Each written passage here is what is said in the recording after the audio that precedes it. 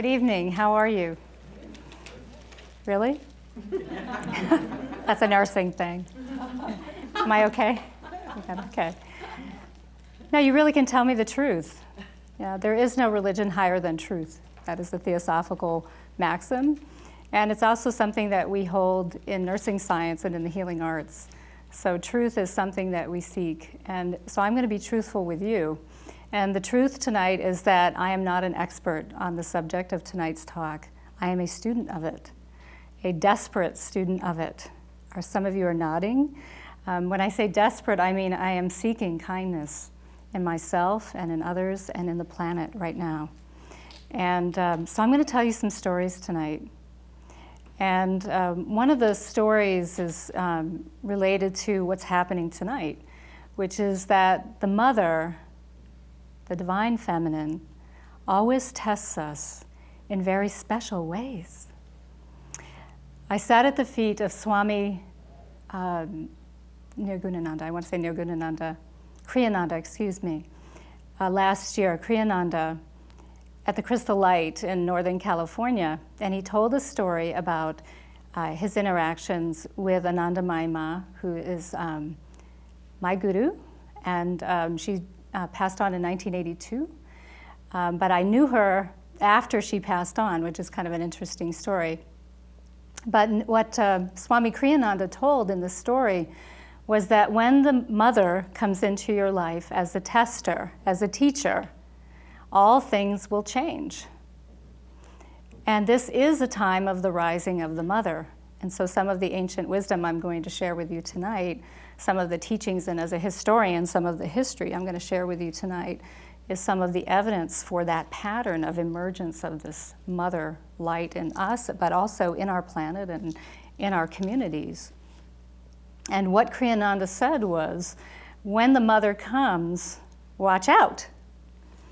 And he's very funny. I don't know if you've ever had a chance to listen to him teach on the Gita or anything, but so tonight's story is that for the first time in my professional speaking career of about 20 years, my slides aren't here.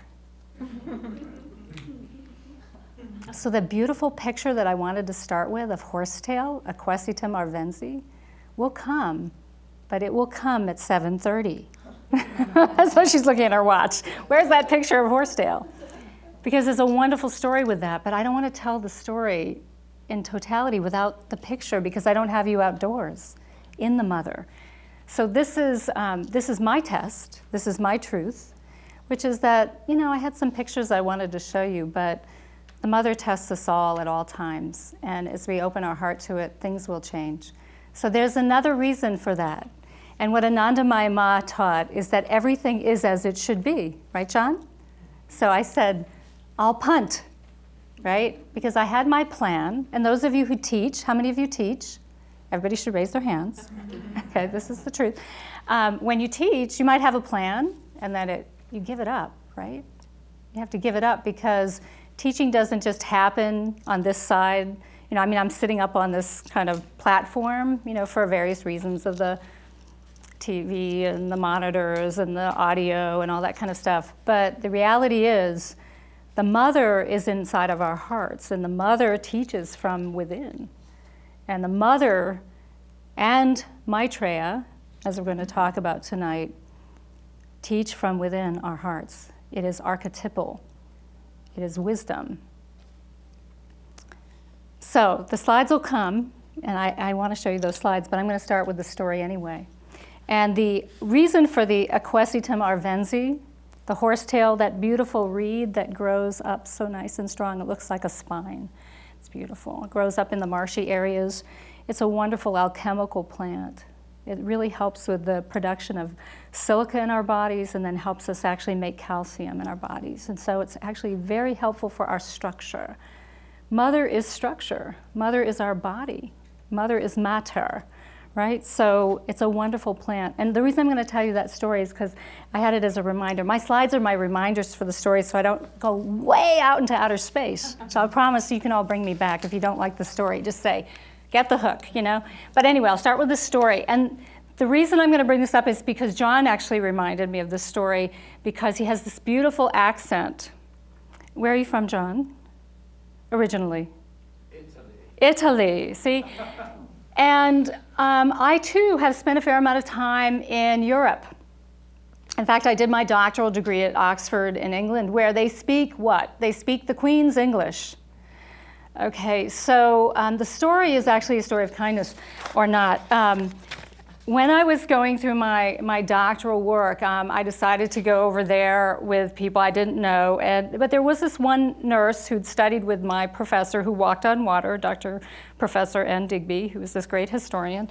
And after I'd finished about one semester, the equivalent of one semester, they said, you have beautiful slides of pictures of herbs, you know, and you have all these wonderful stories, because my research was about the botanical medical movement here in the United States in 1830, and so I had a lot of really cool slides about plants. And they said, would you please be our keynote presenter at this conference where students and others present their research? And I said, oh, no, I'm new over here, no, absolutely not. But you're a speaker and you've got great slides. I said, no. Read my lips, no. And I'm American, so I could say things like that, right? And this woman was so insistent. Her name is Helen Sweet, and I adore her. And her last name is Sweet, and she's actually like that. She's a very sweet person. And so she said, well, we want you to be the keynote, and don't worry, I'll help you. I'll sit in the front row. And I said, okay, but it's very preliminary research. I feel really out of my element. I've never spoken in Britain. You know, please help me out. She says, okay, I'll do that. Okay, so I get in front of everybody. They did the podium thing, which I'm not doing tonight, but you know, you have to do the podium thing, and you know, you stand there and everybody's out there, and you're at the podium, and I started and I said, good evening, everyone. I'm going to speak to you about herbs. And everybody cracked up. Everybody went, like they're cracking up. And I said, oh my stars, what do I do now? And so I just stopped and I smiled and I said, what? What did I say? And Helen went, we say herbs.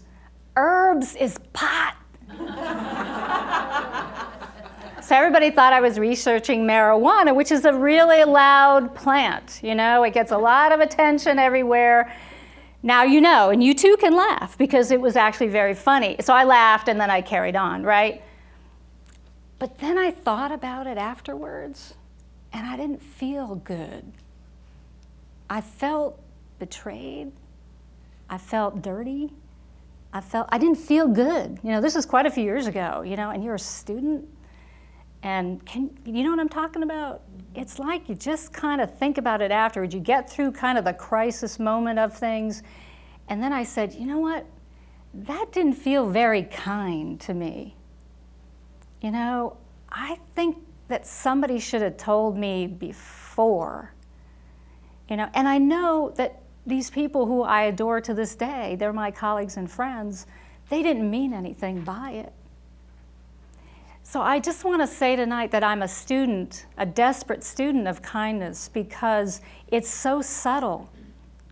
You know, I work with kids that are really messed up, even little 2-year-olds that, you know, pull wings off of butterflies and things like that as a nurse. I've seen some pretty rough stuff in my career. And people really are mean to each other and nasty. They steal, they murder. I'm working with a program down in the Southland of Chicago now, Future, where we're trying to stop bullying in the schools. I'm on their advisory board. We're trying to figure out, we get this money now to help, you know, go in there and help those kids. And there's this movie on bullying, and there's harassment and all these kind of things. But I tell you, it's the subtle things like that that can kind of get you too. You know, and so tonight, if I mispronounce Maitreya, that's how I say his name, her name, its name, Maitreya. Or if I say something that's not quite right with your culture and I mispronounce something, please forgive me, because I'm going to try my best.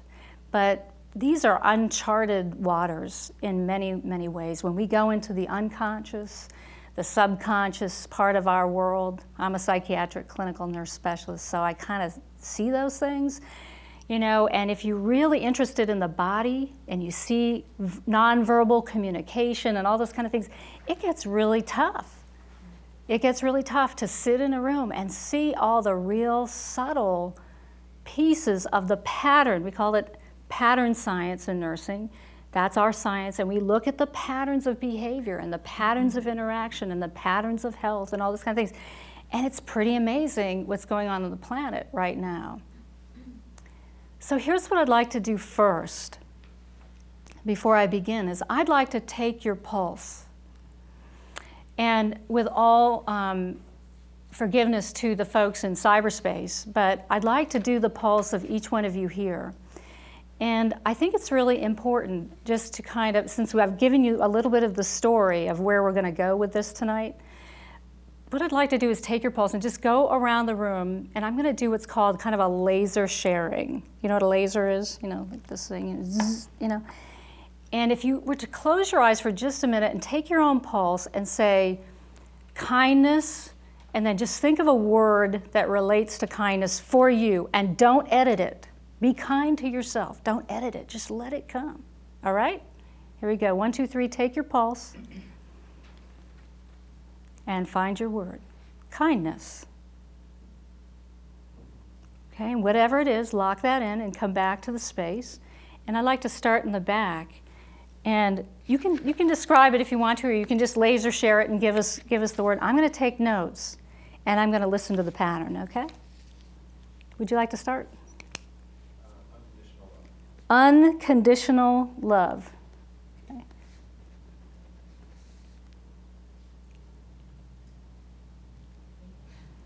Kindness is liberating. Liberating. I'm going to repeat it since we don't have the microphone right now, okay? You, sir.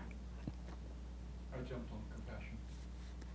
Compassion. He jumped on compassion, okay? Don't miss anything. The mother listens well. Next. Acceptance and forgiveness. Acceptance and forgiveness. Thank you. Empathy. Empathy. Kindness heals.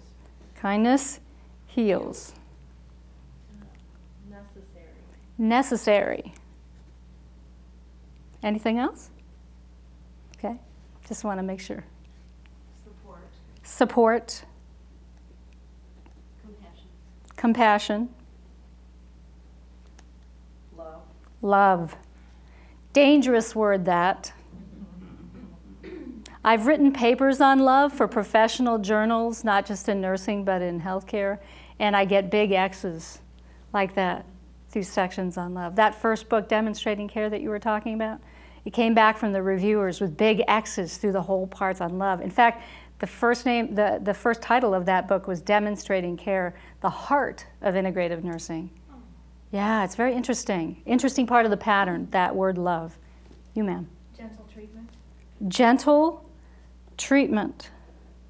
Okay. Patience and attention. Patience and attention. Okay. Self-love. Self-love. Thanks. Caring. Caring. Sharing of oneself. Okay. Sharing of one's self. Connected. Connected. Mine was compassion. Compassion. I thought immediately of my son, Connor. My son, Connor. Anything else? Nope, that's what it. Okay, that's it. She didn't edit. Great. Be humble, be courage, and forgiveness. Be humble, be courage, And forgiveness. and forgiveness. Thank you. Sincerity. Sincerity. I thought of my wife, Christine, and selflessness. My wife, Christine, and selflessness. And I don't know why I got this, but I got blazing. I don't know, but that's what I got. Okay, so here we go. I'm going to see if I capture it. Ready? Okay. Get ready. Here it comes. Okay. Kindness for us here tonight is unconditional love. We are liberated, jumping with compassion, acceptance and forgiveness, and of course, some empathy. It heals, it's necessary, it's support, and compassion again. Kindness is love, gentle treatment, patience, now attention, and self-love. Kindness is caring, sharing of oneself, and connected. And again, compassion. Now my son Connor, her son Connor, our son Connor, the mother's Connor, be humble, be courage, and forgiveness, sincerity, my wife Christine, and selflessness as our wife Christine. Blazing, blazing, blazing. Did I get it? Mm-hmm. They're all nodding and smiling, yeah. So we'll lock that in because that's what we're here about. And I think that you've got it, so I could probably leave right now. But let me tell a few more stories, okay? Did you notice the news this week? There's a new movie coming out. It's about the Three Stooges. What do y'all think about the Three Stooges? Violent. There's some violence. Does anybody like the Three Stooges here? No. So I guess I'm actually kind of hopeful because, you know, as a scientist, we always like to have diversity and opposing thought because that's actually where the alchemy begins, you know. So, yes, sir. I find them humorous. You find them humorous, please. Right. So they're supposedly humorous, right? And so what parts about the Three Stooges for you are humorous? You know it's fake. I love this. This is a person that can watch things and say they're not real. Some of us get absorbed into the experience and have a hard time with that. But yes, you know, and I've often asked nurses, you know, about things like that, you know, whether they think movies and different things that show nurses being really unkind to patients and things like that, if that's funny. And they'll say yes. A lot of times they'll say, yeah, that's funny. And they'll say exactly that because they can disconnect. They know it's not real. They know it's not real. I'm like, go work in the emergency room right now, you know, because you'll probably survive that experience, you know, whereas people get too absorbed. But yeah, the movie's coming out, and I remember the slapping and the poking in the eyes. Let me just give you a remedy for the poking in the eyes right now. If you'd like to write it down, I'm going to give you some herbal recipes and remedies for the self-care, the self-kindness stuff tonight, because I'm anticipating more poking with kids, right? You know, so I want to give you the self-care remedy right now. And it's called Calendula Officinalis, which is a marigold flower, but it's not the kind you put out in your garden. It's actually a medicinal marigold. You can put those out in your garden, but it's not the Tagetes species. It's a different one. And so what you do is you take the flower petals and you actually can steep them in boiled water, and when it cools down, you can use it as an eye wash. Now, I've been poked in the eye, not like a la Stooges, but you know, you're holding a little baby and they go, ooh, light in the eyes, like this. And I've gotten huge corneal abrasions. Has anybody else had a corneal abrasion? What happens with the corneal abrasion? The eye just waters, the pain is excruciating, and you cannot tolerate it, you know. So I'll just let you know right now, there's no real medical treatment for it. But the key is that the eye is the fastest healing tissue in the entire human body. So it regenerates. It's like mother blazing, blazing, blazing, right? Because regeneration is the amazing vitality of the body and the wisdom of the cells of the mother in harmony. So when you put that calendula wash in the eye, the pain actually goes away. And I've tested this multiple times with patients over the last 25 years, and I've tested it on myself because for some reason I had the poke, I had the hanger come out, and I just don't know what happens sometimes. So you put that in, you wash out the eye, and the pain goes away, the gritty feeling goes away. So now you have a remedy, calendula, or this medicinal marigold eye wash that you can make to help people. And we talk a lot about helping people in the Theosophical Order of Service, where we don't just study this wisdom stuff for the heck of it. We actually want to take what we know and then demonstrate compassion, demonstrate caring, demonstrate love, demonstrate. So it's another beautiful side of the society. So that's kind of a tip for you, because I'm anticipating the Stooges. Anything else you want to say about the Stooges? You wouldn't let a kid watch it, right? Unfortunately, a lot of children do watch it, and they actually, do, pull apart animals, and there are kids that are doing those kind of things. And bullying is a big thing right now here in the United States. I actually know incivility is a huge issue around the globe. And I know this because if you read the nursing literature, the level 1 nursing literature, one of the hottest topics that has been there for about 3 to 5 years, and it's getting hotter, is incivility in nursing. Nursing is the mother. It's the path of mother and the path of kindness and compassion. By the nurses or to the nurses? Both, all. Nursing faculty to students, students on faculty, nurses to each other, doctors on nurses. I mean, it's huge. It's a huge issue. So I have to ask myself, because we've some colleagues from South Africa and Lakota Nation, and I've written on some of these things about creating welcoming communities in nursing. So we're trying to deal with it in nursing. But I had to ask myself over the years, why, oh why, would it be present in the most, most powerful representation of compassion and kindness that we still have in our society in some ways? And here's what my research showed, and I call it the black hole.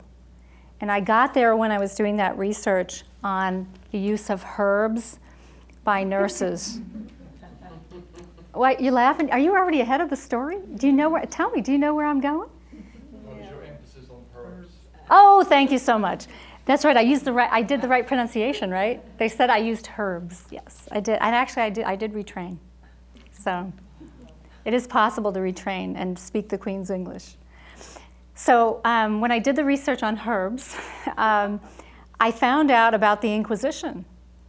And I learned a lot about the Inquisition. And some of you probably know a lot about some of the different periods of incivility and pain and death and so forth, such as the slaughter of Tibetans, and also you may know about the Holocaust and so forth. But did you know that there was 550 years of murdering women, particularly nurses and midwives, because they were caring primarily for pregnant women and sparing them pain in childbirth? That was actually documented by the church doctrine. And the church required this kind of culture of hate and unkindness. And so what happened was, in community, if a woman, and primarily there were a lot of women without their husbands because of the different wars that had happened. So men had lost their lives at these religious wars. And so the women were left back in parts of Europe and so forth, and what happened was the women were left holding a lot of property. And so they were quite powerful. So one way to get the property to go to the church was to have the woman be accused of being a witch or some kind of sorceress. And this is well documented. So if you ever read the Malleus Maleficarum, I read it, and then I put those books of unkindness in foil. And somebody told me, put them in foil if you're going to have them on your desk. So I put them in foil, because it's pretty awesome, intense stuff. But what that research showed me was that in that society, in that culture that went on for centuries, literally 5.5 centuries, if a woman didn't turn in, or a person who was thinking that they could be accused of being a sorceress, being a healer in community particularly, if they didn't turn in their neighbor, the neighbor would ultimately turn them in. So what I'm hypothesizing, and I've had a lot of nurse leaders say to me, I think you're right. I think that may be some of the archetypal pattern origin, maybe some of our origin story that we're not real pleased to have. And that is that, that it goes back to that.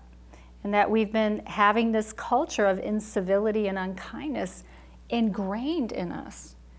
So when you look at other stories around women's socialization, and I'm talking about the mother, and women being one of the primary holders of that, but according to 60-40 rule, men also have the gene pool to also hold that feminine energy, right? So, but women are the carriers of culture primarily throughout history.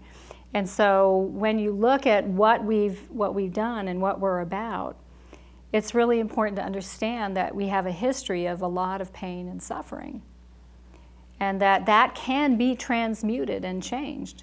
And it takes a lot of kindness, compassion, joy, empathy, all of the things, and probably a lot of blazing to get through some of those patterns and recognizing some of those patterns that are insidious in our culture.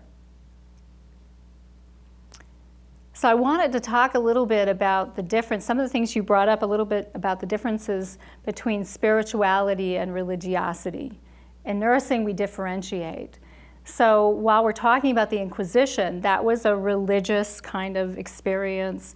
It came out of religious doctrine. There are certain beliefs attached to that.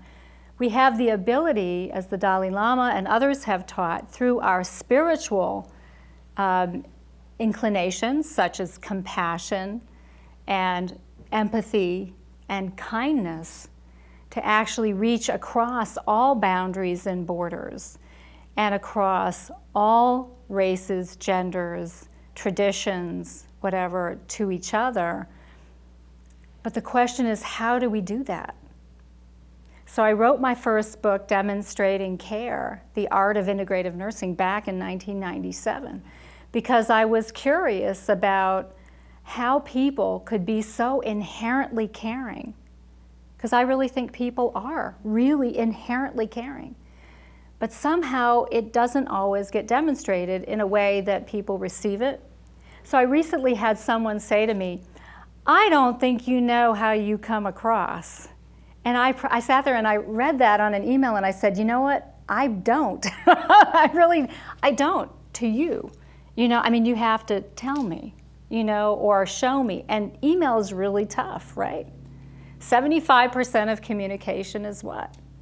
Sitting with somebody, being in their aura, their presence, their electromagnetic field, feeling their vibe, right? Understanding them non-verbally. So now we're depending on so many things like email, and we're doing so much of our work and our life on email and these ways that I wonder for our children, what will actually happen to their ability to do exactly what this person was saying. Do you know how you come across? No, we don't always, And so I think that we look at our spiritual selves and we develop, and I'm a student of that, so how do we demonstrate caring? How do we demonstrate kindness? How would you demonstrate it to someone else? Do you have a sense of what that is? So I went back in history and over the years, and I thought when I was preparing for this talk, I said, well, I want to just go back and share with people, if they're interested, some of the highlights of my historical journey in looking at this quest. It is a quest for kindness and understanding it. And in nursing, we talk about caring often more times than kindness, although now with the incivility thing, we're talking a lot about kindness, you know. And there's questions all the time in nursing science like, can you teach caring? So can you teach kindness? Can you teach it? I think a lot of people nod and say yes. We've actually had people say no. It's actually you're born with it or not. I remember when the Columbine situation happened out in Colorado. Some of us were there when it happened. I wasn't at Columbine, but the psychiatric clinical nurse specialists of the state were brought in to go to all the different schools and help with the situation.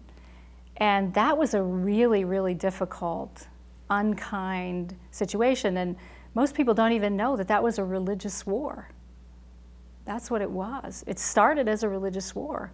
There were fundamentalist Christians all over that particular part of the city that were pressuring these two boys for a long, long time who were not Christian. One was an atheist, I believe, and even a Goth, and the other was Jewish.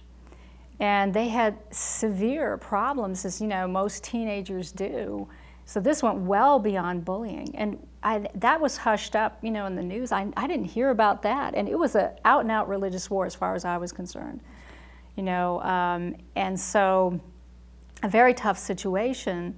So how do you bring, you know, kindness into that situation? What do you do? Well, in my case, I saw 32 5-year-olds over the course of a day and did beanbag therapy with them. And, you know, 5 of them knew the kids that were, some of the kids that were murdered. And, you know, it was a really tough situation. A few years later, there was a girl at the nursing school I was teaching at who had survived that situation who still couldn't urinate on her own. She had literally not been able to urinate since that day that she was under the desks, you know, fearing for her life. She still had a catheter in her back. So I kind of thought about that, whoa, you know, we're still healing an entire city and state from this black hole of hate and violence that just like opened up like a bottomless pit, you know, and it just kept spiraling. And do you know what I'm talking about? You with me on that? You know, like it's like you just watch the media and you just keep spinning, and people start lawsuits and they're all trying to figure out how to deal with rough stuff. I told you I've seen some rough stuff, you know. And so what we did is we just did what we could. We started a group for the students that were going to be nurses, the ones that had survived, and we just started a group and said, how can we help you learn to be the healer that you want to be and deal with what you dealt with, you know, because you got to do it all. So I think some of you were talking about the self-kindness and the self-care as being a real key part of that. So, you know, I think there are a lot of examples right now that have been going on for a while. And so in my historical journey, what I found out is that this time is ordained, preordained for the rising of the mother and the coming of Maitreya. And Maitreya, the word Maitreya comes from the root word in Sanskrit, Maitri, which means what? John? Kindness. Hi, Harold. Man with pictures. So on that note, we're going to take a 2-minute break, take a stretch, get some tea, okay, and then come back. So the title was something about Buddha nature, and again, you know, I'm not an expert, as John and some others might be on this. I'm a student of it, but Buddha means enlightened. And I have written on enlightenment in nursing. I've done a whole history of enlightened charity in nursing and what that's meant to nursing for about 300 years. And, you know, enlightenment has something to do with kindness. It really does. And kindness comes from a place of deep awareness, deep spiritual awareness. What is Buddha nature? Some have said the true man or woman in union with higher self as Buddha. But what is Buddha nature? Well, there are 2 schools of Buddha's doctrine, the heart, which is the esoteric, and the I, which is the exoteric, which would be the work emanating from the head or brain. So I like to think of Buddha nature as coming, a wisdom coming from, or an enlightenment coming from, the heart. And the wisdom of the heart is very, very different than the wisdom of the head. So I want to talk for a few minutes about different ways of knowing. Let me tell you a story. This is actually in demonstrating care too. Years ago, I was starting this work with the body and with imagery, but not my imagery, the patient's imagery, the client's imagery, and see how powerful their inner wisdom, their gentle healer within really is in this story. A woman called, and I was on the phone for a company called Health Decisions with Dr. Don Vickery, who had worked at the NIH for many, many years in the Center for Disease Prevention and Health Promotion. And we were working with clients to help them make decisions about what to do. And this woman called and she said, "Can you please help me?" And I said, "Of course, what do you need?" And she said, "Well, I'm supposed to go for an upper GI tomorrow." Anybody know what that is? Y'all kind of do. It's where they put a tube, a pretty big tube, down into your gullet. Anybody had one of those? A few of you have had one of those. On a scale from 0 to 10, 10 being super uncomfortable, you know, what do you think it is? 10? 10, 10, pretty uncomfortable stuff. Now you do get a little Versed, which is a drug that makes you go la la, you know, but without that, it would be pretty gross. Plus you have to swallow this thing. So this woman is saying, "I really don't want to do that," okay? And I'm sitting there going, compassion? Of course, who would, right? Sometimes you might notice that medical practitioners, people in the healthcare system, they'll go, "Oh, it's all right." There are those of us that go, "No, it's not. It's really, I understand." You know, it's a different approach, right? Different way of interacting, different way of caring, different way of demonstrating kindness and caring.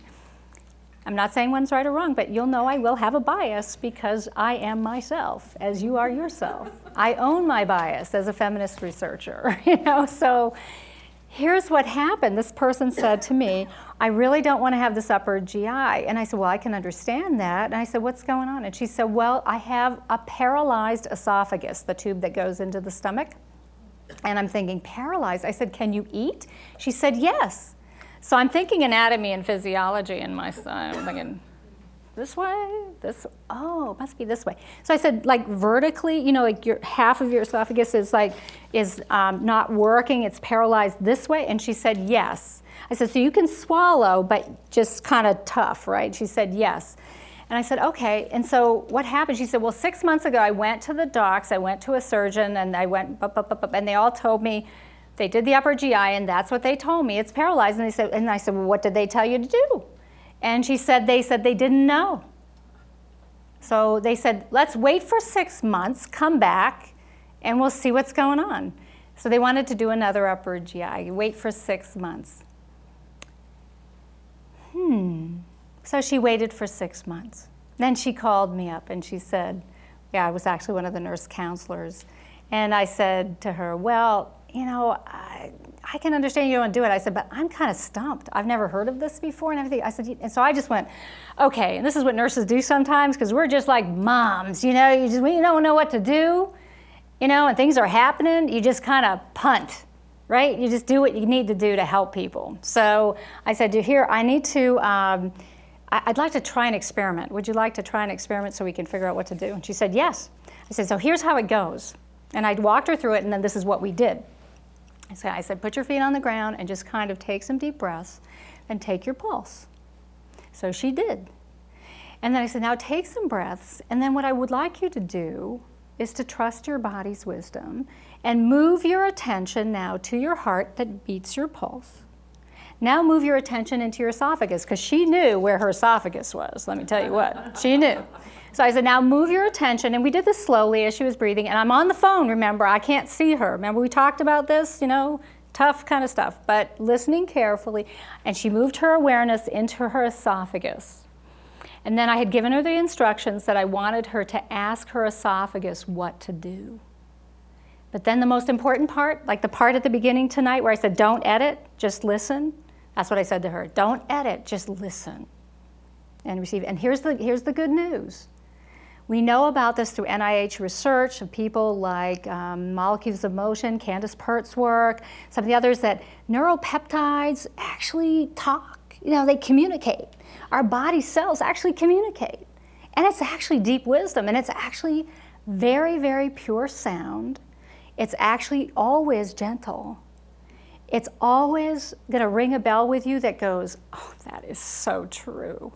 It's never going to be unkind. That's my experience of over 20 years of working with people like this. And these are people that have done nothing like this. They go to church every Sunday, they read their Bible, whatever the story is, people can tap into this spiritual self, part of their self, this inner wisdom, this gentle healer within is what I call it. So anyway, she did it. So I said, okay, now move your awareness into your esophagus. And then I said, now listen. And within 30 seconds I hear, like this. And I thought, and I tell this story to the nursing students, and I said, I did not know what to say. What are you going to say to that? She's like exploding, having this great, so I just kind of said, okay, what do I do? What do I do? Oh, just wait. Do you want to share? She goes, yes. But she said, I have to tell you the backstory. And I said, okay, well, wait, let me bring you back. So I said, take your pulse, come on back, whatever. And she did that. And she said, here's the story. She said, years ago, and again, we're talking about the wisdom of Maitreya, the kindness and the wisdom of Mother, and ways of knowing, okay? She said, years ago, she starts telling the story like mothers always seem to tell you the story, right? Of your birth or grandma's death or whatever it is, we tell the stories. Okay, so here she goes. She says, okay, so 12 years ago, I had this daughter. And she has cerebral palsy, and she's in a wheelchair. And I'm starting to think, because in nursing we watch our experience when we're with people so we can kind of gauge how to help them best. It's how to demonstrate caring. So I'm starting to think, oh, I have a friend just like that. She had a daughter, and 12 years later she's having these experiences, and she had cerebral palsy, and I used to help her with that. So I'm starting to have this memory. And then she said, then I got remarried, because she wasn't married with this 12-year-old. And I'm thinking, that's just like my friend Marcia. Marcia doesn't mind if I tell the story, by the way, because Catherine's deceased now. But anyway, she had Catherine, and she decided she would get remarried. And there's this woman, she's saying, I'm thinking I'm going to get remarried. So she did. And 3 years ago, she'd gotten remarried. She had a new daughter, and she and her husband, the new husband, and the new daughter had very little time together to bond and create a new family. Why? Because she has this 12-year-old who she's literally carrying everywhere, like my friend Marcia. And she's carrying her around, right? And she said, so 6 months ago, my husband and I sat down, and we had, a moment. And she said, we talked about putting my daughter, my 12-year-old, into a group home, and half of me can swallow it and the other half can't. There you go. That's what I'm talking about. The mother speaks. The cells speak. The body speaks. Half of her could swallow it, and half of her could not. So what's the solution? If we're going to move now towards solution, what do you do now? Pretty clear, right? She needs to make the decision. She doesn't need an upper GI. Those are expensive. They hurt. They're invasive. Talk about health reform. This is it. Healthcare reform is right here in this room right now. It's within you. It's within the wisdom of the mother and Maitreya and kindness. And my historical research shows that people throughout history have been trying to teach that. Stop doing the heavy-duty, unkind, painful, disfiguring stuff. We can find other solutions that are really powerful. That's the good news. Wounds are healing. Esophageal problems are healing all over the place. You don't hear about that on the news. You just hear about the bullying and the hate crimes and the violence, right? So this is really powerful stuff. So what I said to her was, well, here's what's going to happen, right? You're going to make, this is health decisions, so I said, you're going to make a decision, right? Can I help you make that decision? So we talked about that and made a plan. And then I told her about Marcia. And then I called up Marcia and I said, hey, how are you? I haven't seen you forever, And I said, remember when you put Catherine in the group home? And how she hated you for that? And she told you by what? Vomiting and doing all sorts because she couldn't talk, you know? But they worked it out. And she lived in that group home for many, many years, actually. And they worked it out. But it was hard. I said, would you talk to this person? She said, yeah, you know, I've been thinking about writing a book. And I said, you should write that book. There are other people, right, that would really benefit from that. So demonstrating Buddha nature. Enlightenment, awareness. Your cells have it. If every cell in your being has awareness and enlightenment, then why not try it? If you're interested in reading more, I highly recommend The Voice of the Silence. It's one of my favorite little books. I have about 15 favorite little books. It's one of my favorites. You have to read it, though, kind of after you've had a bath and some lemongrass tea, though. It's one of those kind of books. It's not the kind of book that you walk home after a really hard day and people have been shouting at you and unkind, and then you say, oh, let me just sit down and feel some kindness. You know, maybe that will work for you, but it is a meditative book. The other one is a little tiny book that I like that is called the Upanishads. You can get the little tiny book version. This, the Upanishads, have any of you read that? It's a wonderful teaching. Yes, translated to mean sitting at the feet of the teacher. Spirit, beauty, love are known through union, not mere learning. Union, kindness is known through union, connecting with people, connecting with spirit, connecting with God, connecting with others, connecting with plants. I always like to talk about the spirit and essence of the plants. They are life forms. They're sentient life. And I tell a lot of stories in my books about how the plants have taught me many things over the years. So if we have time tonight, I'll tell you some of those stories.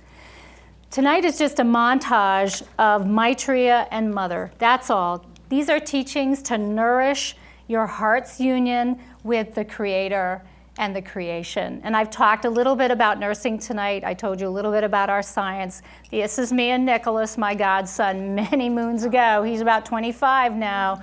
But let me tell you what, we started there and we said, okay, how are we going to demonstrate caring? How do you do it? This is what we do. These are little simple things that you do in nursing, but mothers do this, fathers do this. It's the greatest thing. Watch them with their kids. You know, they get down on the floor with a child and talk to them.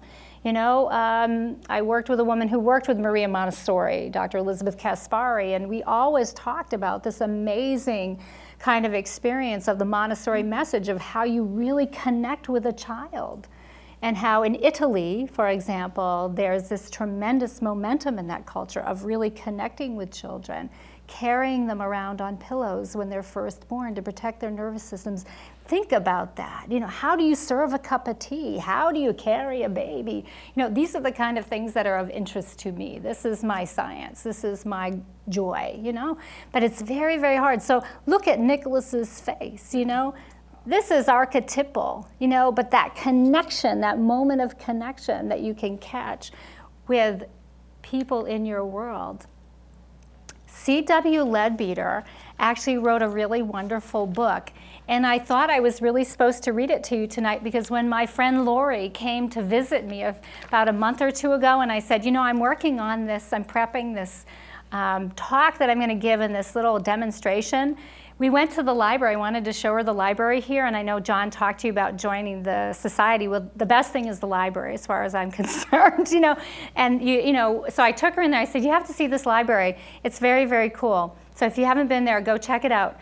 But we went in there, and I said, "Look at all these little books, you know." And she pulls out this one called "The World Mother as Symbol and Fact." It was perfect. Let me read to you what C.W. Leadbeater says. This was a wonderful, wonderful leader in the Theosophical Society that has had some wonderful teachings that he's passed to us. The World Mother is a mighty being who is at the head of a great department of the organization and government of the world. Check it. Isn't that great? The greatest department. I run a department. And I'm like, every morning I'm going, give it to me now because I need strength. You know, I mean, we need that kind of incredible beingness of the mother to run our organizations now. We've had friends in very, very amazing positions in organizations saying, I'm hiring a lot of women these days. Do you notice that? Interesting. A lot of men, it's been on Time magazine, a lot of men doing what? Staying home, raising the kids. Wonderful, wonderful. That's the polar shift. That's the polar shift, I'm convinced. It's just exploring each other's passionate roles, right? He said, she is in truth a mighty angel, having under her a vast host of subordinate angels, I'd like a few of those, whom she keeps perpetually employed in the work which is especially committed to her. Now, this is a very important teaching. I explain this to my husband, Harold, every day. I am a devotee, I am a Shakta of the Mother. And so therefore, I am going to keep you perpetually employed. That means, could you please take out the trash? Could you please feed the dog? Do we not create, does the Mother not create the work for the Father perpetually? Think about it. It is historical. It is wonderful.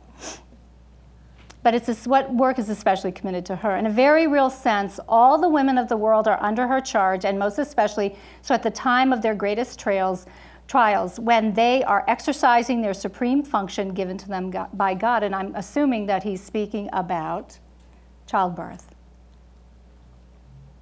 She is the heart of wisdom, the mother of fair love, of patience and perseverance, and of holy hope.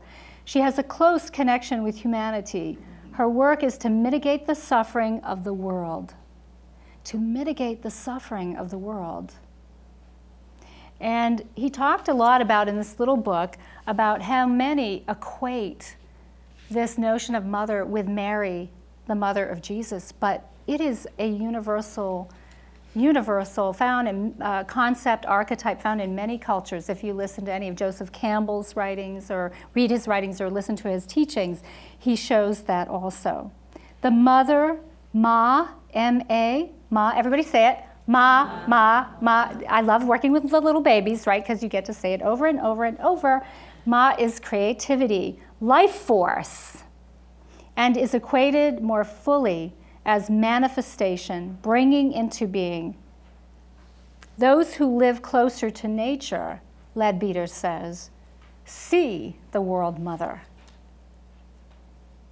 Ah, plants. How did you like your tea? Good. Yeah. So when people come to me for help, I give them often lemongrass tea to raise their spirit and oatmeal cookies to calm them down. Right? Oats, they fold over. Lemongrass is very, very beautiful upward, like the equisetum. This painting is one of my favorite paintings of the Mother of the World by Nicholas Rorick, a Russian painter, humanitarian. He was nominated for Nobel Peace Prize in the early 1900s. He was a great light. He and his wife Helena started the Agni Yoga Society back then. He did a lot of presentation of his artwork here in Chicago. He painted 5,000 to 6,000 paintings in his lifetime, mostly of the spiritual path, the different spiritual paths. This one is actually in the museum, the Rorick Museum in New York City. I've actually performed a dance that I choreographed to this painting many years ago, and I continue to show it sometimes. If you notice, this is a veiled feminine being, and there are people at her feet. And Rorick was renowned for his color, so this indigo is actually quite extraordinary when you stand in front of this painting. This is Helena Rorick, and I wanted to read you an excerpt from her letter from August 9th, 1937, because throughout her letters, and there are 2 volumes of her letters that are tremendous spiritual teachings, she, like Helena Blavatsky, she post-dated Helena Blavatsky, but was very supportive, actually translated The Secret Doctrine into Russian. She actually was also very much attentive to the Master Moria, and actually was an amanuensis of his, and took a lot of wonderful teachings, which she called the living ethic, entitled little tiny books, a series of little tiny books that are quite extraordinary spiritual teachings. And on August 9th, 1937, in one of her letters, she said, according to the sacred teaching, The fall of humanity began from the time of the abasement of the feminine principle.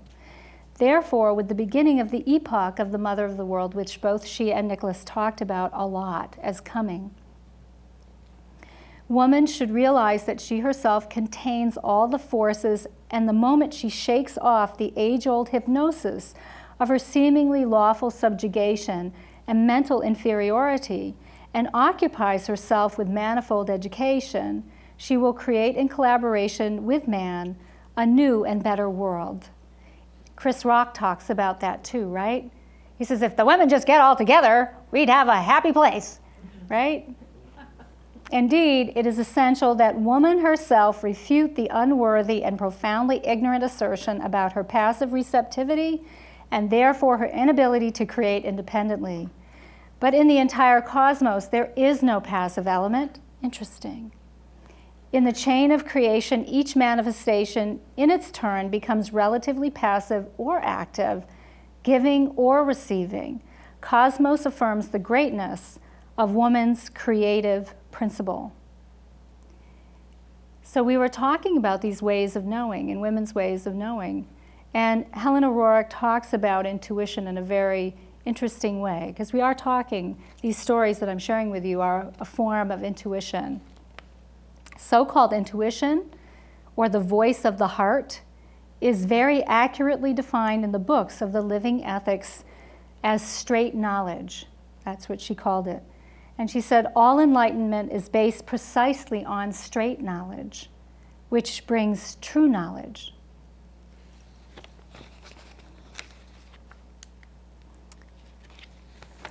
Another example I wanted to share with you, just to kind of get into the differences between the feminine way of knowing and the more masculine way of knowing, or even if we don't look at the polarities, just different ways of knowing, I think are exemplified in a story about Anandamayi Ma. I told you she's one of my teachers. I love reading her stories. I love listening to her songs. Ma, she said, was always responsive to the individual. Ma meaning mother. So in a sea of faces, the mother can always seem to speak to the one. It's quite fascinating. Anandamayi Ma, are any of you familiar with her? She actually, do you know Yogananda? Swami Yogananda, about the time? He was actually asked to bring the teachings of yoga to the West by his teacher, who I'll talk about, Sri Yukteswara. I talked about him a little bit. But Anandamayi Ma lived during that same period. She knew Yogananda. She knew many of the Indian saints that we're familiar with that actually brought yoga to the West. She did not ever travel here. My friends Pat and Joe actually went and did satsang with her in India. And they found out about me through a series of events. I had told my former husband that I was trying to find her, and they ended up in his doctor's, he was a doctor, showed up in his office, and then they started talking, and there was Ma. And so I went to their house, and they showed me some home videos that they had actually been allowed to make of her. And I'd been seeking her for a while, because I'd seen her in my dreams. And here she was sitting on the dais. She actually was so absorbed in the mother that she could not feed herself. Her women helpers actually fed her. She was mother of bliss. She was delightful in her teachings, also powerful and fiery as the mother tiger will be, the mother that will protect her babies. You know, she was quite a teacher. And so when I saw the videos from Pat and Joe, I knew that I was having a tremendous experience. My husband at that time was like this, sleeping, because it was a lot of resonation and a lot of vibration and light. And afterwards, Joe and Pat came out of their special spiritual room with a gift for me. And in that was it was a little tiny mother of pearl box. And inside she said, open it. And I opened it. And what had happened in the video, I should backtrack, what had happened in the video is while Joe and Pat were videotaping Ma, Pat went up with a Gopala. Gopala is a little Krishna, a baby Krishna, and she was holding this statue of Gopala. And she went in front of Ma in satsang, as many people will go and be blessed, like by the Dalai Lama or whoever is this saint. They did that with Ma. And after she looked at the Gopala, she took her lei of marigolds, there it is again, took the marigolds off, put it around the Gopala and gave it back to Pat. And then Pat walked on. And Joe's filming this the whole time. And think about that. Westerners, they are filming this amazing experience. Well, what happened is when she took the Gopala to her heart like this, she actually went into samadhi. Like this. You could see her on the film. And it was probably for about 15 minutes she went into samadhi because the girls went like this around her. They thought she was leaving her body. So I looked at Pat and she looked at me. She goes, "It's all right." Like that. So we just enjoyed the bliss of being in the vibration of the mother. This woman knew no other embodiments. She was an incarnation of the Divine Mother. When they asked her, "Why did you come?" she said, "Because you have asked for me." That's why she came into embodiment. But that is the story anyway. And so anyway, she gave the Gopala back to Pat. Pat went around, and when Pat gave me the little box, I opened it. What was inside? One of the marigolds. So I still have that. So these gifts from the mother, they come in very special ways. I tell the story because I think I'm supposed to tell it. I'm a storyteller. These two, these are happening in your hearts and in your worlds too.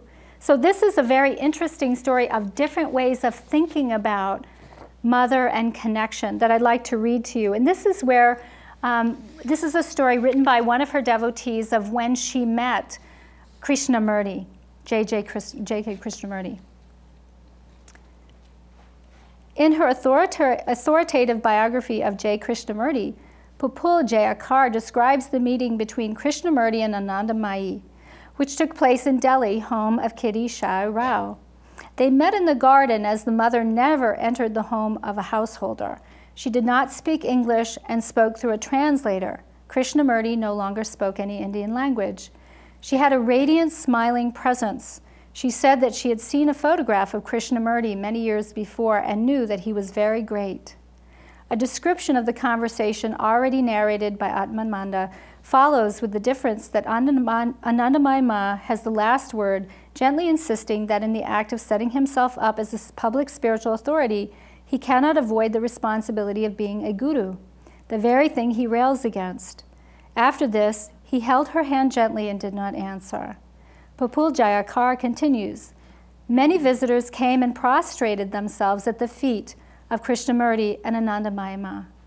Anandamayi Ma accepted their greetings, but Krishnaji was embarrassed. As always, he would not permit them to bow down, but sprang to his feet and bent down to touch the feet of the seeker of blessing.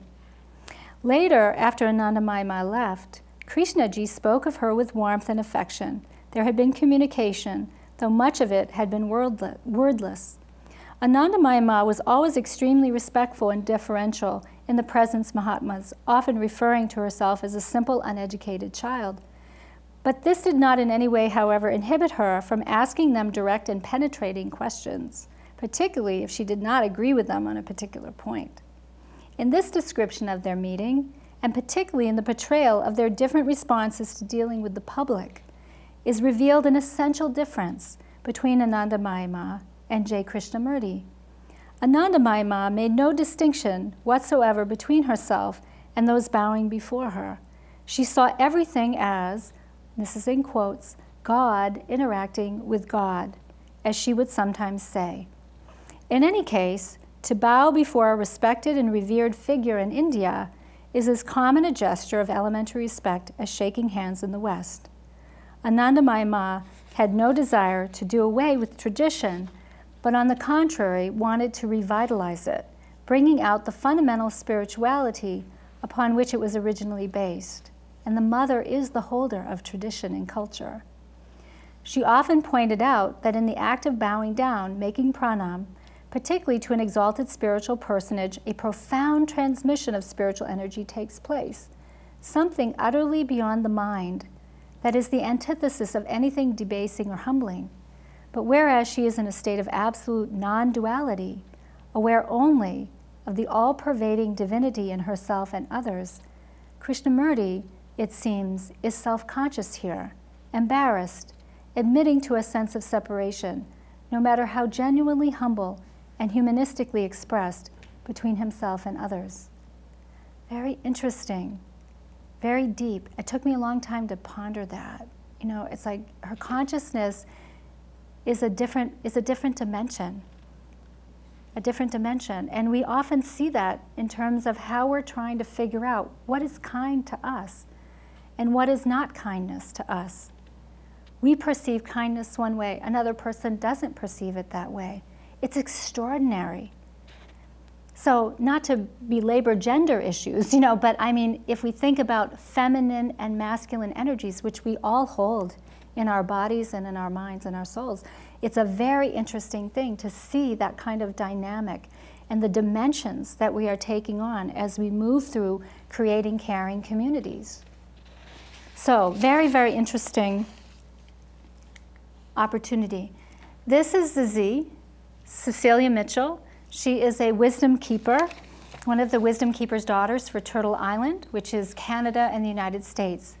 She too is a friend and teacher of mine, and we have stripped witch hazel together and gone on medicine walks and so forth. And one of the interesting things about different ways of knowing about, in terms of women and our roles and the feminine role, the masculine role, comes through a teaching from the Iroquois Confederacy, which Zizi taught me. And then, as mother would have it, on Thanksgiving Day, about 4 or 5 years ago, descended into my life a first edition of The White Roots of Peace, which is the story that Zizi told me. And she said, get a first edition of The White Roots of Peace. Couldn't get it anywhere. Woke up on Thanksgiving morning. That was the first day that the Oneida people actually had a float in the Thanksgiving Day parade, the Macy's parade. Our indigenous people actually walked in that parade on Thanksgiving.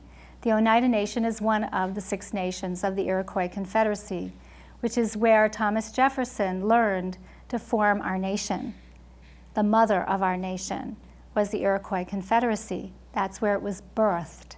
So when Zizi taught me the story of the great white roots of peace, and the peacemaker, and I'll pronounce his name, the Ganawida. You don't typically say his name, but she asked me to say the name when I give the teaching. And Jigathase, who was the woman that caught his story first, before he taught the tribes how to get along, because they were all fighting each other, killing each other, and they were going to actually get rid of each other. This is, we think about 500 years ago. We're not exactly sure when this is. But what Zizi told me is the story of Jigathase, who was the woman with, she said, without a face. She said that she had no face, but she was the Shakti, the woman that received the teaching from the peacemaker and grounded that teaching in the earth so that he knew that it was okay to now go to the tribes and give the teaching. And the teaching, we're not talking a lot about that tonight, that's a story for another time, but the teaching was how to create the longhouse. And in the longhouse, in the Iroquois Confederacy, all of the tribes come together with their own fire under this great banner of the longhouse, this great community banner of the longhouse. And that's why we have our centralized federal government, and then we have our decentralized states and so forth, and our representatives. It came from that notion of the Iroquois Confederacy.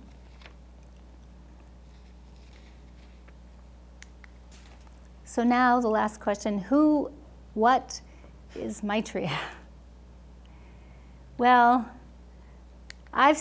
some people are saying, like Benjamin Cream and others, that Maitreya is coming as a person. My research shows that that is not necessarily the case, though it could be. There is some prediction in some of the ancient teaching that in Buddhism that there could be an actual reincarnation of Maitreya who actually lived before Jesus. There's some of that in the history, but the teachings, the historical archive teachings are scant. So what I have gleaned is that Maitreya is archetypal at the very least, and an essence of kindness in community. So what I've been doing for the last 10 years is creating caring community. That's what I do. And asking people, what is kindness? And so we create the Bamboo Bridge, we create nursing communities, we create children's community, whatever we can do to create community, and then go for those tests. Because people want to turn communities into what? Organizations. And they want to have meetings. And they want goals and objectives and outcomes and evidence-based practice and all of these things that we talk about in the science world, and we forget that science is also truth, and truth is mother, and there's a softer edge to some things that, it's really great, because I like numbers just like everybody else, but I also like the space between the numbers. So anyway, I think that Maitreya is kindness, and it's a call to caring community. That's what I think it is, based on some of the teachings that I've read through the years. Kindness, friendliness. I know, John, I was reading you spent a lot of time in Thailand. I'm going to be going there for the first time in October. I've been invited there, but I have many friends from Thailand. They are tremendously representative of Maitri, and they are very amazing people to be around if you want to explore caring community.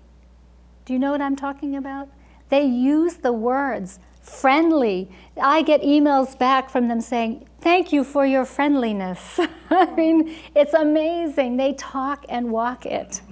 My colleagues in nursing, they talk and walk mindfulness, awareness, enlightenment, all of compassion, all of those things are very present in their culture. Are they not, John? Very present. So I look forward to going there and teach with my friends there and see what that's like firsthand. I've only had the experience here.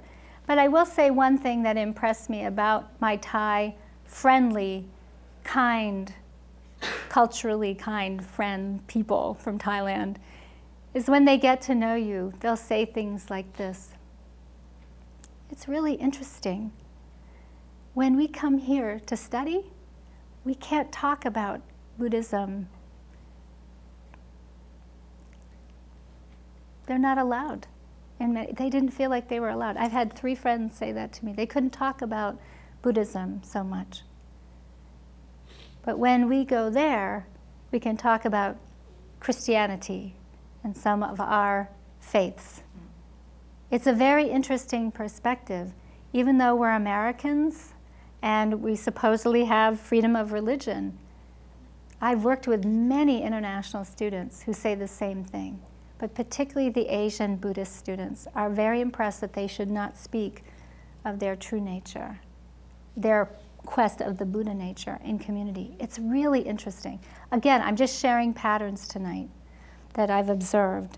So I'm looking forward to being a guest there and really being able to experience the culture there and the quest for Buddha nature. So the last thing I wanted to share with you tonight, we've actually already been doing a lot of it, is the part about demonstrating Buddha nature. So a few of you talked about kindness to self, and that's really where I wanted to start, because I think it's really important to talk about kindness to self first. So one of the things I've been talking about with people in community is guarding the heart right now, and knowing as you're learning and studying the ancient wisdom, or you're serving people, serving others, the one thing that I know that's really important is learning how to guard the heart. Not to close off the heart. A lot of people will do that. It's kind of the pendulum, but to guard the heart. And there's a remedy, there are a couple remedies that you can try for that. There's a bunch of them, but the one I wanted to share with you tonight is time. So I'm going to suggest that you take a little time, just take a little bit. I'm going to pass it around. Just take a little bit of time. Maybe I'll put it on this little saucer because it's so nice. Bless you. And just take a little bit of time and smell it. And this is Thymus Vulgaris.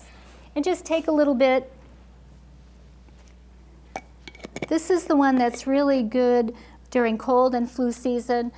You can even use, if you're really, traveling a lot or whatever, and you'd like a little bit of the thyme, Thymus gland, heart chakra, Yes. So if you want to take out your Listerine, the brown Listerine, not the colorful Listerines, but the brown Listerine has thymol in it, which is what you're sniffing as you're smelling that leaf. This is see, tiny, tiny leaves, right? It's very, very nice.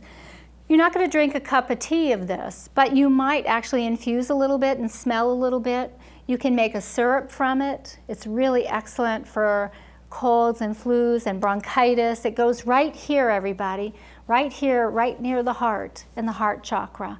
The thymus gland needs to expand. It's what closes off as we age. We don't use it as much as when we're in childhood, so there's an idea that it shrivels up. There's questions about that, but you can actually tap your thymus gland like this, and it stimulates what? Your immune response. I don't say the immune system, I say the immune response, because immune response is a wonderful way of giving and receiving love in the cells, compassion in the cells, kindness from cell to cell, communication from cell to cell. It's actually harnessed within the nervous system and the immune response.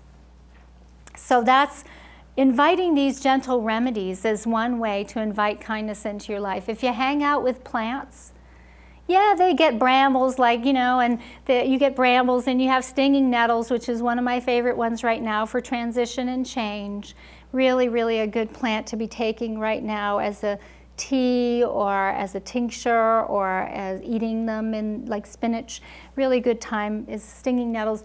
Yes, we have roses that have thorns, but you can talk the thorns off of roses. I've done it. Ask Carol. We have pictures. Once they feel safe and secure, then the thorns go away. When we moved to our house in North Carolina, there were thorns everywhere on those roses. They were like, rah, and we'd be weeding over here, and somehow they'd grab us, and say, attention. So we nourished them, we gave them gifts, remedies, things like that, and then the thorns kind of go away. I know it sounds kind of strange, but Luther Burbank, he and I grew up in the same town together, not at the same time, but, he talked the thorns off of cactuses. You can see those out in California, So there's a few of us around that have learned over the years that plants are actually sentient and really love to teach us this gentle way, which is really fun.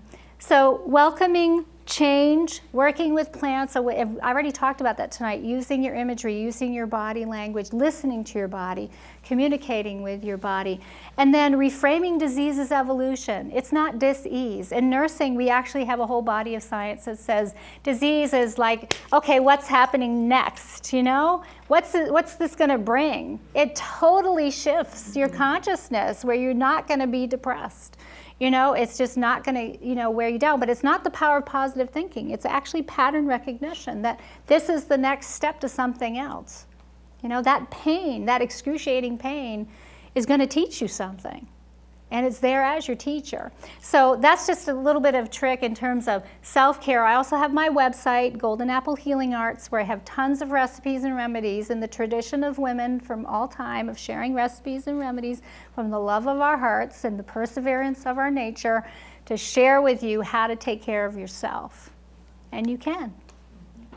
A little bit of self-awareness wisdom. I talked about Yogananda, who started the self-awareness movement here. This was his teacher, Sri Yukteswar.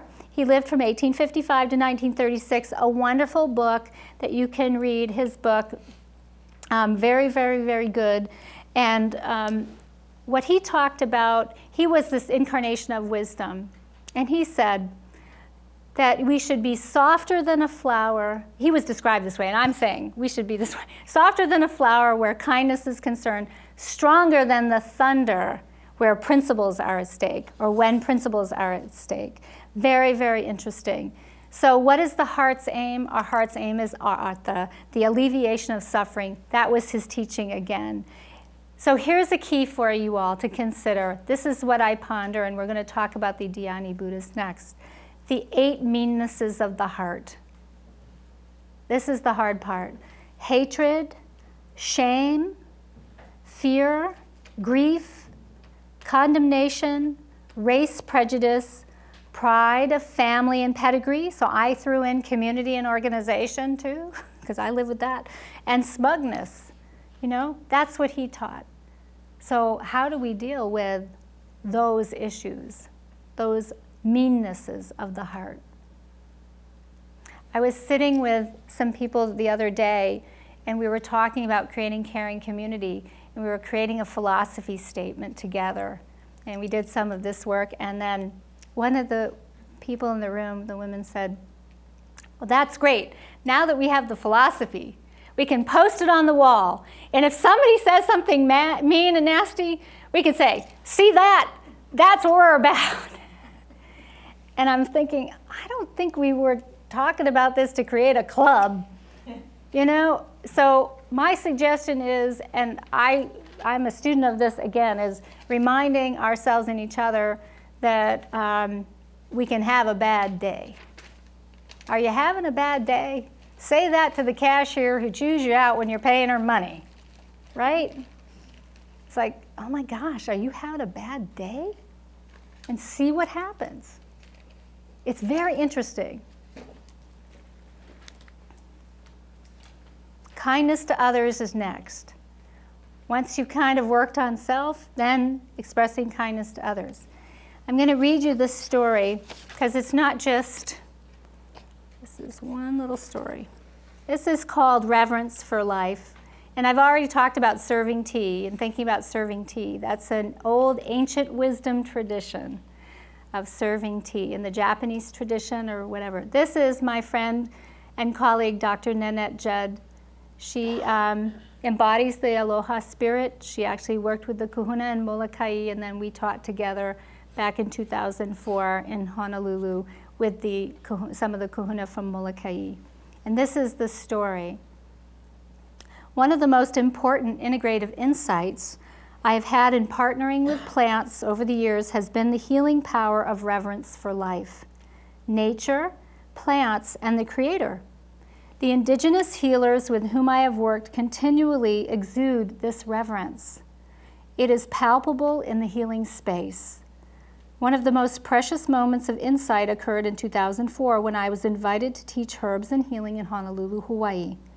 I accepted the invitation with one condition, that the first evening would include 3 other native teachers who would introduce attendees to Hawaiian plants and culture. A nurse geographer friend and colleague of mine, Dr. Nanette Judd, was invited, and 2 indigenous healers, Auntie Marie and Auntie Anita, graciously flew from Molokai with their plants in arms to Honolulu. The memory of the insight is attached to the Hawaiian ritual of placing a lei of flowers around the neck of another as a gesture of aloha spirit.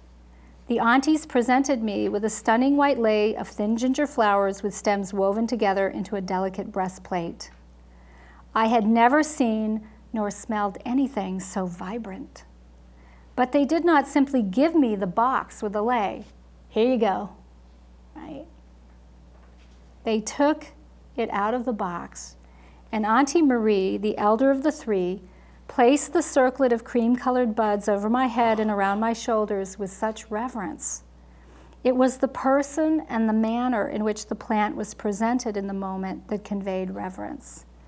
I wore and absorbed the healing energy of the lei all week long as we cruised the islands. I learned a beautiful lesson in that simple act of reverence. Earth matter, plant matter imbued with the wisdom, power, and love of the heart, and the peaceful spirit of aloha is powerful, simple green medicine. I've kept the dried flowers of the ginger flower lei as a reminder of the insight that occurred while in the presence of 3 Hawaiian women who embody aloha. I try to mindfully demonstrate the reverence I feel for the life in the person I am serving with every herbal remedy I make and each cup of tea I give. Simple demonstrations of reverence create the hallowed space for the herbs to be infused with aloha and the spirit of caring to rise. So I gave you the Buddha's words on kindness so that you can actually speak the words. The other thing I recommend are the bija mantras, or the seed syllable mantras to the 5 dhyani Buddhas. I've been practicing this for many, many, many decades, and the 5 Buddhas represent the 5 aspects of what I would call kindness tonight. And they also dispel the 5 poisons, things like jealousy, anger, greed, those kind of things. So if you'd like, we can say them together. Would you like to try? And then I'll show you the ablution.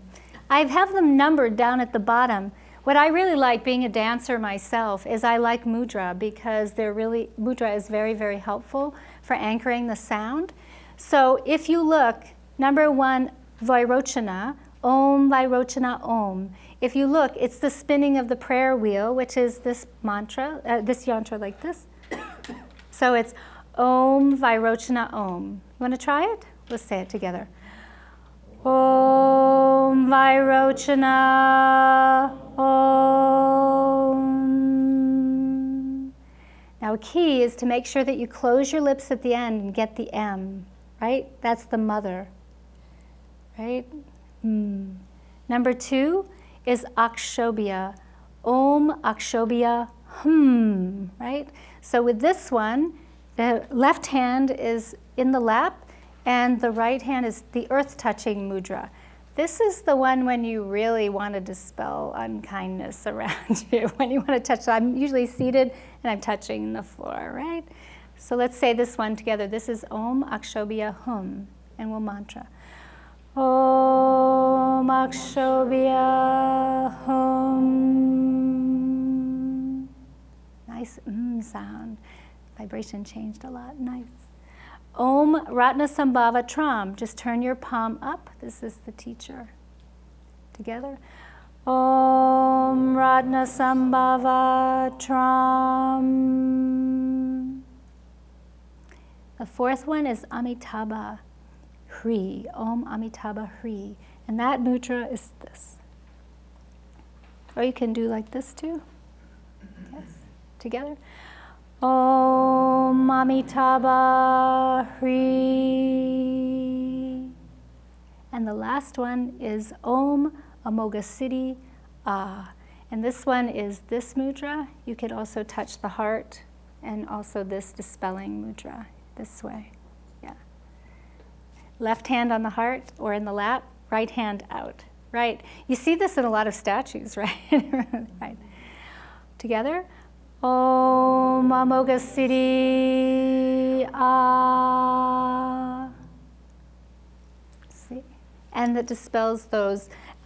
You can actually look on the web if you want to see more about the Dhyani Buddhas, and you can see some of their mantras. I didn't make a handout for you, but it's actually on the web.